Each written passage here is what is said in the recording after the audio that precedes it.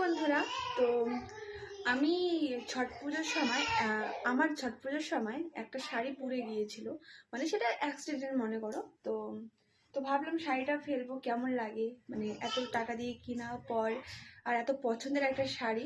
তো একটা অ্যাক্সিডেন্ট ছিল, কোনো অশুভ জিনিস ছিল না বলে অনেকেই মানে সবাইকে বলার পর আমি আমার মাম্মার জন্য ওই শাড়িটা দিয়ে এই ড্রেসটা বানিয়েছি। এই দেখো, পুরো লেহেঙ্গা টাইপের, এই যে এটা। আর এটার হলো এই যে ব্লাউজ, এই দেখো এই ব্লাউজটা, যেহেতু বিয়েতে যাচ্ছি তো এটা পরবে মাম্মা, খুব ভালো লাগবে দেখতে।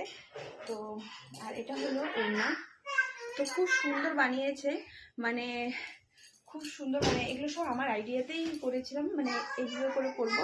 দেখি ঝুমকা দিতে চেয়েছিলাম, তো আমার মেয়েটা ছোটো খুব, নাহলে ওর ঝুমকোগুলো কী করবে, ওগুলো ছিঁড়ে ছিঁড়ে কেটে কেটে সব শেষ করে দেবে।